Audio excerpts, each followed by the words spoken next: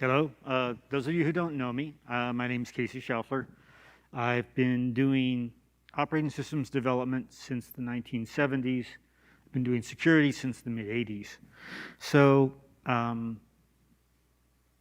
if you come to any of these conferences, you've probably seen me talk before, so I actually left off my introductory slide this time. So what am I going to talk about today? Well, there we go. In October of 2010, I produced this challenge. I was like, this is about being able to do arbitrary stacking of LSMs. And it's like, all we really need to do is get someone a case of the beverage of their choice and turn them loose on the problem. How hard can it be? Well, it turns out it's a lot harder than anybody ever really anticipated, because there are a lot of complicated issues that came about because of the way the Linux security module infrastructure was initially implemented. And part of that problem came about just because of the number of people who were involved, the state of the industry at the time. So the basics on Linux security modules, and I won't go into this too much. I think most of you probably know at least a little bit about it. We have built-in security modules. Now, they're not loadable. They just are compiled in at time. And they're executed in a specific order. And this is an important thing that'll come up later on in the talk. Now, they're built in, and as you when you're build it in, you actually specify the order in which you want them executed. Or you can use the LSM equals boot option to specify the list of security modules you actually want to run. We have a notion of an exclusive module. And this is one of the targets of this effort, because an exclusive module can't be used with any other exclusive modules, because there are conflicts in the way they use their data, there are conflicts in the way they use their interfaces. For whatever reason, you can't run them both at the same time. We also have what we call legacy major modules, which are the exclusive modules as of the time we actually went to the LSM equal interface for doing the boot options.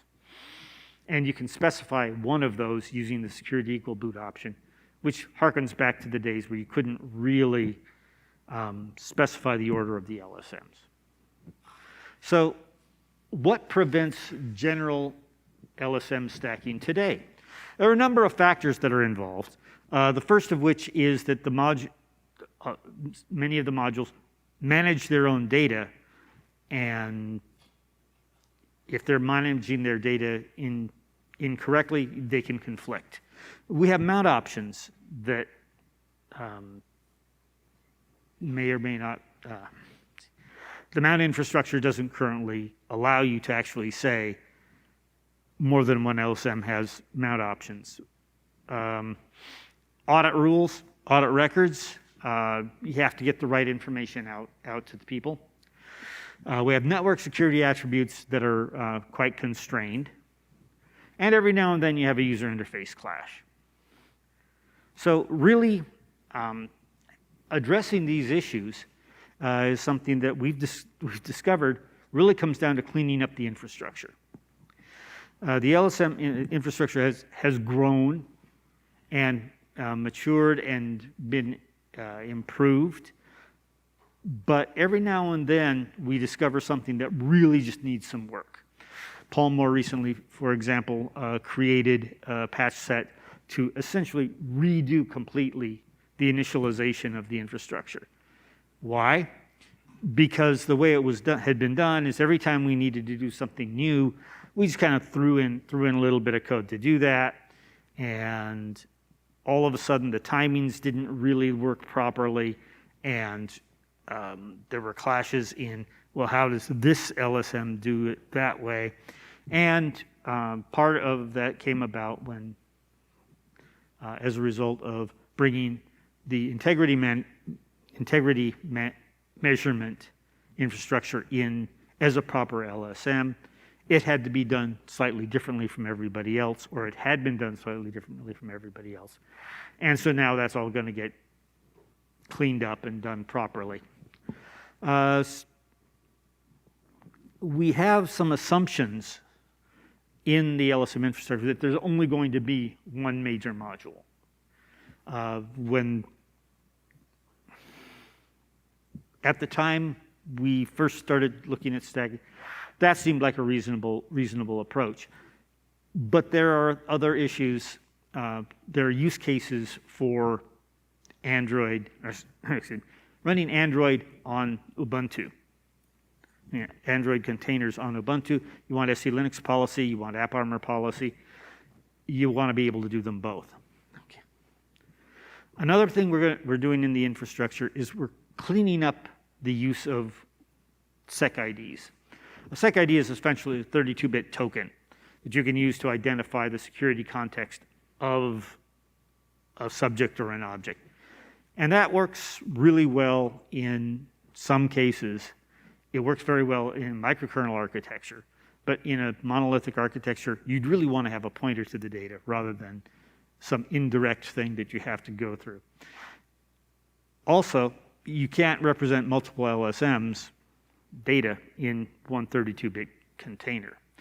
And we want to reduce the order dependence. It would be really nice if you could run the LSMs in any order rather than having to say that, oh, I know that on this distribution I need to use SC Linux first, and on this distribution I need to have AppArmor first. That's not very clean, and it's not very intuitive. So one of the things we're cleaning up is the LSM data management, and we're using blobs to do this. Security blobs come in off of other system data structures. For example, the inode, the CRED, they have security blobs. Now this is a void pointer because the rest of the world doesn't want to think security exists. So there's this begrudged, okay, here's a pointer. You get to do whatever you want to with the pointer, but leave us alone. That's fine, but if you have a couple of LSMs that want to use data associated with an inode, you have to have a mechanism for allocating the information for both rather than just for one. So you have to take the management of the data out of the LSMs themselves and put it into the infrastructure.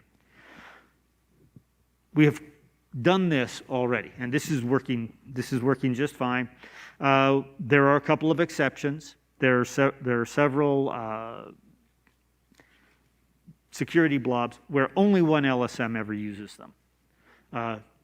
BPF map and the tune interfaces are two examples there where nobody uses it except for the one LSM. So we haven't actually infrastructure managed those. That's on the list of like when we actually have to have a problem there, we're going to fix that. The other thing we've done is introduced LSM properties. Now, what's a property? Well, a property is generally the information about a process that is relevant to each of the LSMs. So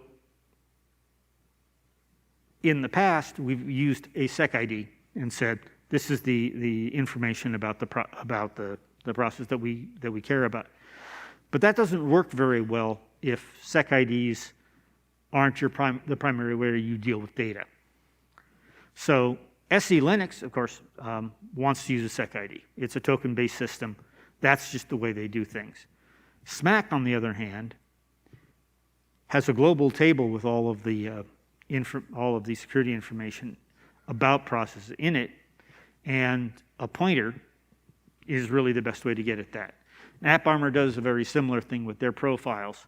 So if you have an LSM property, instead of a sec ID, then what you can do is you can quickly go in through whichever LSM you're doing. And even if you only have one of the LSMs, you still have the appropriate set of information that you need in order to access that. And we have a very clever way to define these so that you don't actually see that you're only getting the ones that you're compiling. It works very cleanly, and we actually see some significant performance improvement in SMAC with this in place.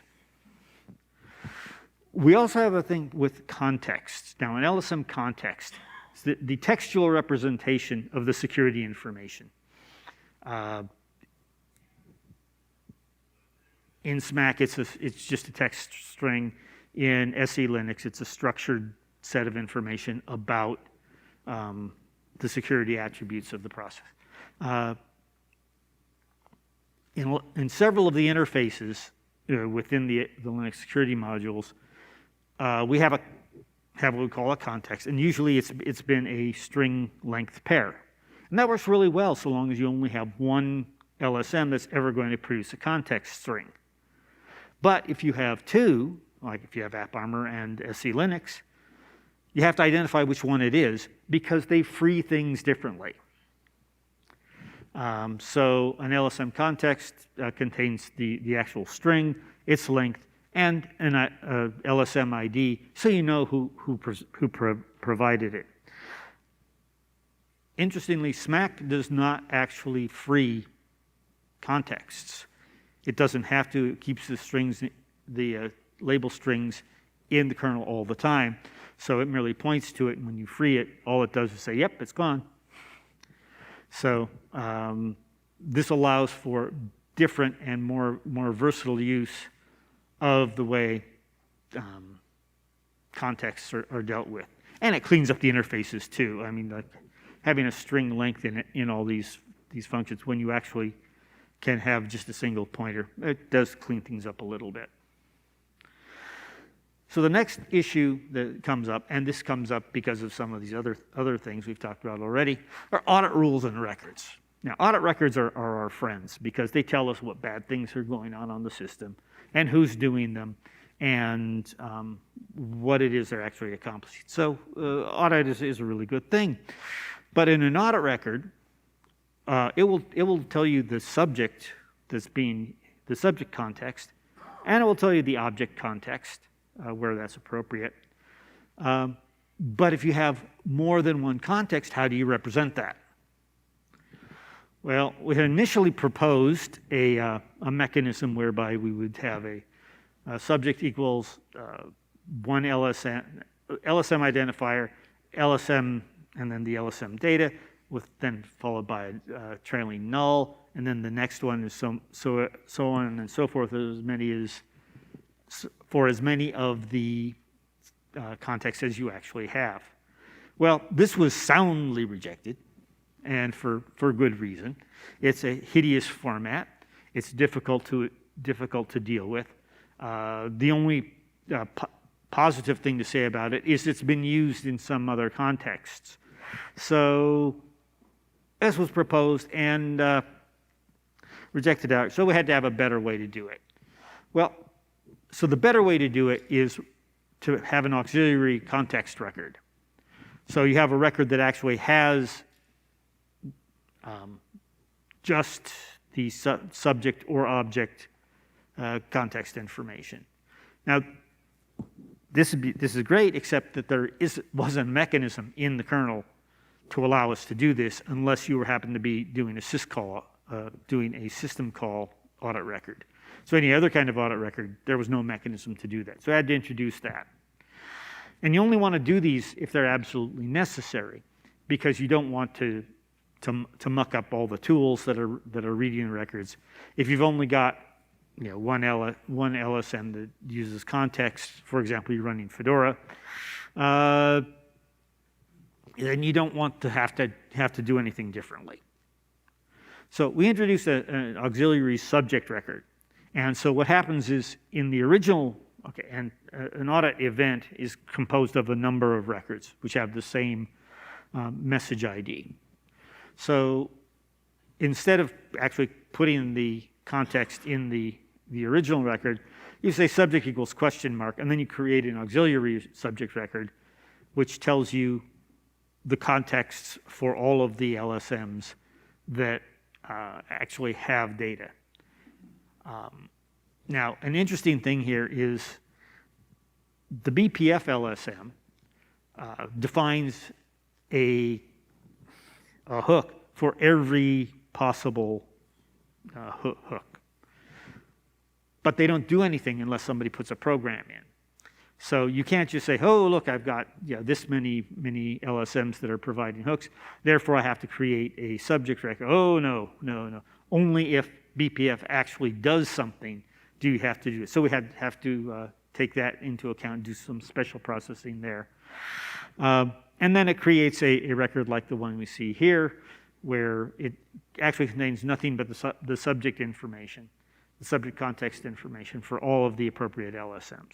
And this actually did come out, this is actually a record that I produced, so I'm not just making it up. For object records, it's the same thing. Now this happens a lot less often than it does for subject records, because every subject is going to have multiple contexts, but not every object is going to have multiple context information on it, necessarily. So these will come out as well. Again, the object equals question mark, and then you have the contexts for the object contexts for the various LSMs. Now, audit rules are a different kind of issue, because there currently is no way in the audit user space to specify which LSM you want to set your audit rules on. So if you want to say the audit context, I want the context to be this, well, you don't really know which LSM it's going to be on. So at least at this point, we're going to actually declare that there is something important about the ordering, and that the first LSM that actually provides hooks to do audit rules is the one that gets it. So if you want to run AppArmor and SE Linux at the same time, and you want to set your audit rules on SE Linux has to come before AppArmor, or the other way around. If you want the audit rules to apply to AppArmor, you have to have it come in before SE Linux. Now, all the LSMs are supposed to be completely capable of dealing with this, dealing with any situation where another LSM makes a choice before they do. Generally, that appears to be the case. So I talked about mount options just a little bit ago.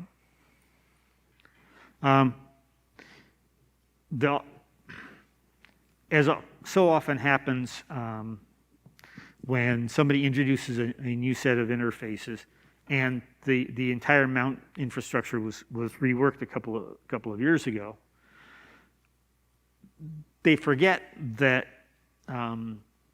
you might have more than one LSM. So they go through all kinds of processing of mount options, and then say, oh yeah, and do the LSM option.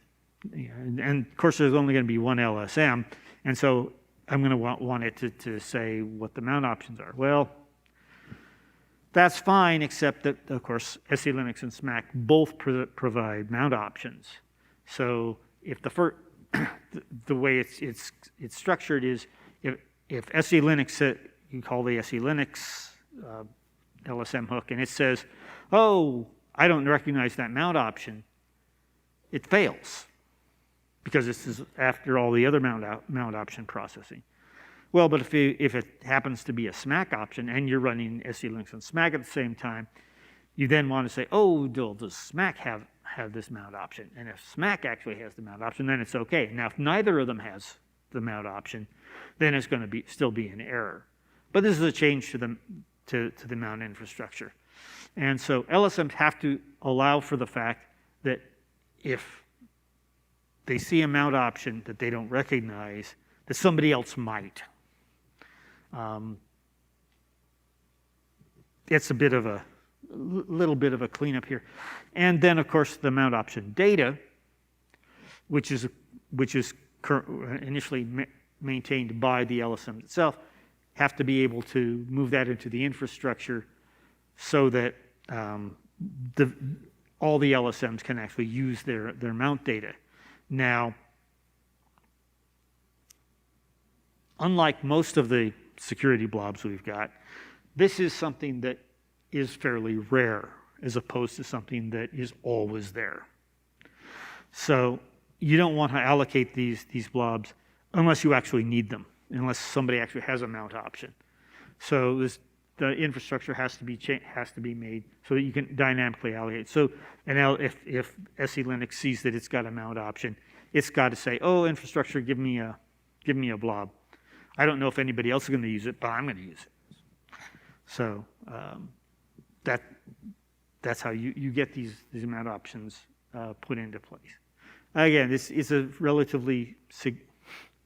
fairly significant change because of the way it was done initially, with the assumption that there's only going to be one. Now, network security attributes are kind of a bit of a snake here, because as far back as I can remember, network people, the network community in general, has deferred security. Their notion is, well, if you've got a program that's listening out on the network, it can take care of itself. If you've got well, okay, so every program that actually takes input from anywhere needs to be aware that if it's coming from the network, it's got to do authentication and verification and validation. Well, we all know that that's not the way things work. You really want your operating system to actually do some sort of security processing for you, especially in environments with things like mandatory access control, multi-level security. You don't just want to assume that the programs will take care of themselves, because really programs are pretty bad at that. So the first bit of security information that comes up that's challenging here are sec marks. Now, sec mark is a wonderful thing. If you're doing a network connection on the same machine, or from somewhere else for that, the packet is created, the SKB is created, and a value is put into the sec mark, or not, depending on how the processing is done. But it's one, again, U32, one sec ID, and it goes into the net filter process. Net filter is this wonderful. How many of you have configured net filter? Yeah, fun, wasn't it? The basic tenet of net filter for at least for SE Linux is that packet comes in, you look at the sec mark, you have some rules about what that should be. You might change it. You might initialize it. However, yeah, your net filter configuration is. You then put the value there into the sec mark, and it goes on. And then at the output processing, or at the processing where the delivery of the packet occurs, the LSM is going to look at that and say, okay, given this sec mark here, what do I want to do with it? Do I want to allow it? Do I want to disallow it? What are my options here? NetFilter only supports one security mode, and that's secmark mode cell for SE Linux. Now, you can use that if your system is running smack by lying and saying, oh, this is an SE Linux thing, and it will process properly. But that's really kind of cheating. Same with AppArmor, you can do the same thing. But what if you want to run AppArmor and SE Linux at the same time? What should be in the sec mark?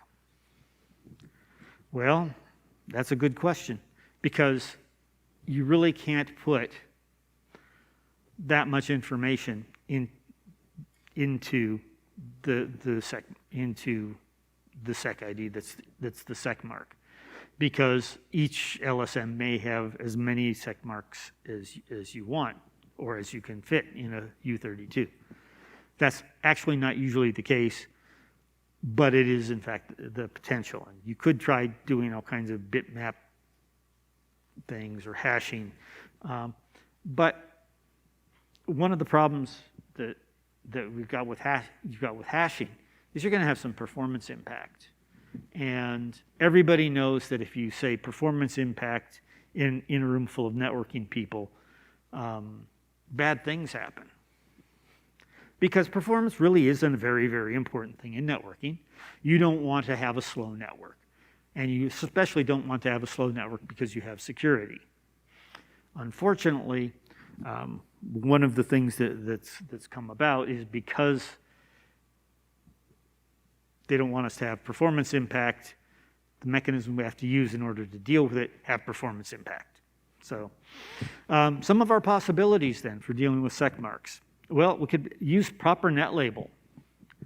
We could, in addition to having sec mark mode cell, we could have sec mark mode SMAC and sec mark mode AppArmor, and then actually be able to come in and say, this sec mark is going to be an SE Linux sec mark, and I'm going to treat it appropriately. Or it's going to be a SMAC sec mark, and I'm going to treat it appropriately. The problem here is that that doesn't get communicated down the line at all. So even if your net label comes in and does things properly for the LSMs you've got on the system, you still, at the end, when you're processing the sec mark, don't know which one it was because you don't have enough data to do that. So we have, at least for the time being, we have to punt on this. And we're saying, whichever LSM requested use of sec marks first gets it. So again, we're talking about a little dependency on order. You want to run AppArmor, SE Linux together, fine, but you need to know which one you want to have first, because it's the one that's going to get to use the sec mark. Now, another fun bit of networking code we've got is net label. Okay, net label actually puts security context information into the IP packets, so you can actually communicate from machine to machine with the security information about the processes on the sides. There are two protocols, CIPSO for IPv4 and Calypso for IPv6. And there's a tag which is actually put into the IP header, and the tag identifies the security information about the process, which is great, except you only get one tag per IP header. The protocol actually allows for multiple tags, but it doesn't have enough space for multiple tags. So although you could theoretically fix the CIPSO and Calypso implementations to have multiple tags, you don't have space for it. So it's kind of silly to even try that. So if you've got one tag in the IP header, and you've got multiple security modules that want to use this, what are you going to do? Well, part of what we see here as an interesting situation is that the two LSMs that use NetLabel, SE Linux and SMAC, use it very differently. SE Linux only puts the multi-level secure component of the security context into the CIPSO and Calypso tag. SMAC puts the full context into the tag for CIPSO. The Calypso implementation is sitting out there pending. If anybody wants to help with that, it would certainly be welcome. It would be a challenging opportunity to get into both security and networking. Just saying. Also, agreement on, so one option that was proposed early on is like, well, okay, you just got to, if the LSMs can agree on a tag, then we'll use it. And if they can't agree on a tag, well, then you just don't let the communication go. Well, you're using multiple LSMs because you want things to be done differently in different granularities. So the possibility that you can agree on a tag, even with advanced configuration options, is improbable. It's not impossible to ever agree, but it is highly improbable that you will agree on any given set of information. So you kind of have to throw that idea out. And we go back again to the multiple LSMs may want to use netlabel. Again, the first one is going to get it. And the reason for this is that you have to make some kind of choice on that. Now, could we make this configurable? Yes, we could. And of course, one possible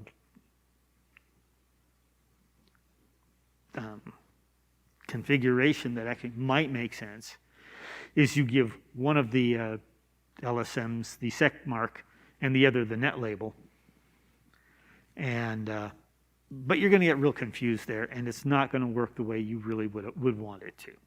So we got to try to keep it simple, and we got to try to keep it as sane as we can. I don't know that sanity really is all that underrated. So probably, and I think this is probably the last of the really big issues here. User interface clashes. Okay, we have situations where one LSM wants to provide information, another one LSM wants to provide information, and they're doing it at the same place. The classic example on that is proc self-adder, where several of the LSMs have put information about the process that's running. So if you open proc self-adder current, it'll tell you the current context for your process. Well, then the question is, well, which one?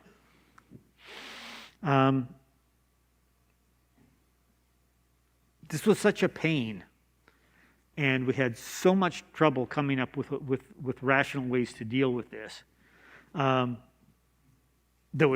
we decided to abandon this interface to the extent we possibly could, and go with system calls that'll actually tell you all the attribute information. So we have these now. They'll give you a nice data structure that has all the information about that you're asking for the current process. So you don't have to use proc self-adder. We do have a mechanism whereby we're able to separate out which security module would be used in proc. And we said, well, fine, well, we'll have a subdirectory for each of the LSMs. And so rather than going proc self-adder current, you go proc self-adder AppArmor current. And this was great, absolutely wonderful. And one of the LSMs decided that there was no way they were going to participate in this, which I believe is unfortunate, but I understand the backward compatibility issues. So I think that obsoleting the proc interface and using the system call is a much smoother way to move forward. Now, the other place where we actually have a user interface clash is SO PureSec. So SO PureSec allows you to get the security context off of a network connection. And that's great, except that it only gives you one. Now, of course, in the past, we've proposed using the aforementioned hideous format for that.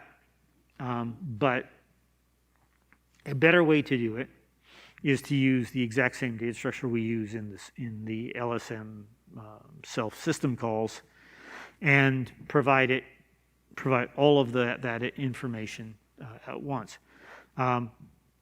Patches have been proposed on this in the past. Unfortunately, they were based on a small change to the SO PureSec implementation, and there's a lot of dissatisfaction with that implementation. And so doing it right for a SO pure context is going to require a bit more work. But that's just kind of the way of things. We try to do work, we try to do good work. So there has been work going on. We got a few patch sets floating around about this. So right now, LSM properties and LSM contexts are in. So although there isn't anything that absolutely requires those, there is support for the work going forward. Auxiliary audit records, patches are in review, and we're getting pretty close on those. The nice thing about the auxiliary audit records is that you can use them for other things. So there have been several patch sets put out recently with regard to audit where people are trying to squeeze things into existing audit records and say, well, I can probably put this here. It's a whole lot easier to have an auxiliary record than it is to try to squeeze more information into existing records. And compatibility is a whole lot easier that way. Amount options patch set is also out for review. SO peer context, again, versions have gone out. They're not really ready for prime time. That's something that, again, is coming out. And if somebody wanted to work on that, I can't say that there would be any resistance to that at all. So that's all I have. That's where we're going. We're trying our best to get the things going. Nobody's given me my case of bubbly yet, so we'll just hang out and see what we can do. So at this point, throw it open for questions. You. There's a fair amount of user space understanding of context where you get LS-C or SSC or SC or whatever. How are you doing the stacking and further distribution supply user space? Distributions are wonderful because they are so slow moving.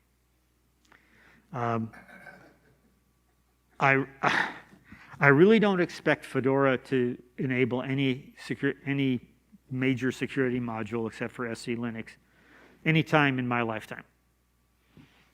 Now, if they do, they've got a lot of work to do. Things like LS. You would love for LS-Z to give not just the SC Linux context, but any other contexts that were available. ID-Z. You need to turn off the thing where it says, oh, you're not running SE Linux. Hoo-hoo. PS should provide them all. More sophisticated things, dbus. You need SO pure context for dbus. And I don't know if you've ever tried to work with dbus. It's not a trivial program. It does a lot of very, very important, significant things. Anybody remember KDBus? Okay. So there are complications in user space. Not saying that it's trivial, but one of the use cases we do see is in a container. In the container, you want to be thinking you're using SE Linux. On the system as a whole, you want to think in terms of AppArmor. So you want to be able to make that determination.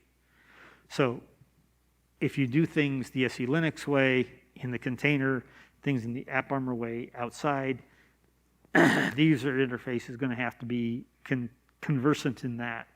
And yes, it's going to be complicated. Yes? There are some features that not LSM is like a binder. Do you have plans to insert those features? Okay, so the features that currently aren't used by more than one LSM, on a case-by-case basis, for example, if somebody decided they wanted to do an AppArmor version of Binder, you would have to actually fix the Binder infrastructure to be able to handle that. It's not hard. It's more or less mechanical. We know how to do it. We haven't done it because we do have other things to do. But yeah, if somebody wanted to do binder, I would suggest the AppArmor or SMAC. They come in with patches that would also include the infrastructure changes.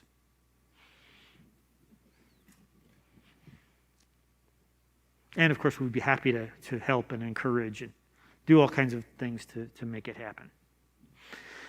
Anybody else? Okay, well, thank you for your time. We've got a lot of hard work to do, and anybody who wants to help is perfectly welcome to do so. Be sure to get your stickers. Thank you.